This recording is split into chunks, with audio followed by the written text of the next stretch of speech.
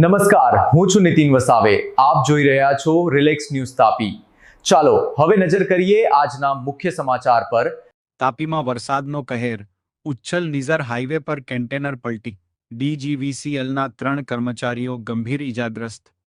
તાપી જિલ્લાના ઉચ્છલ નિઝર હાઈવે પર ભારે વરસાદ વચ્ચે ગંભીર અકસ્માત સર્જાયો છે. ટોકરવા ગામ નજીક એક કન્ટેનર બેકાબુ બની ડીજીવીસીએલની બોલેરો પર પલટી ખાઈ ગયું, જેમાં 3 કર્મચારીઓ ગંભીર રીતે ઇજાગ્રસ્ત થયા છે. તાપી જિલ્લાના ઉચ્છલના ટોકરવા ગામ નજીક ભારે વરસાદ વચ્ચે ગંભીર અકસ્માત સર્જાયો. વરસાદના કારણે એક કન્ટેનર બેકાબુ બનતા રોડ સાઈડ ઉભેલી ડીજીવીસીએલની બોલેરો પિકઅપ પર પલટી ખાઈ ગયું. અકસ્માતમાં ડીજીવીસીએલના 3 કર્મચારીઓ ગંભીર રીતે ઇજાગ્રસ્ત થયા છે, જેમાં એકને વધુ સારવાર માટે સુરત અને બેને વ્યારા હોસ્પિટલ ખસેડવામાં આવ્યા છે.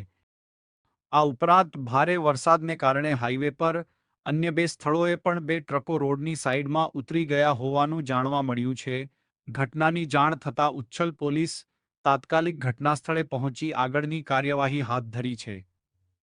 હંસરાજ પાડવી સાથે નીતિન વસાવે, રિલેક્સ ન્યૂઝ તાપી.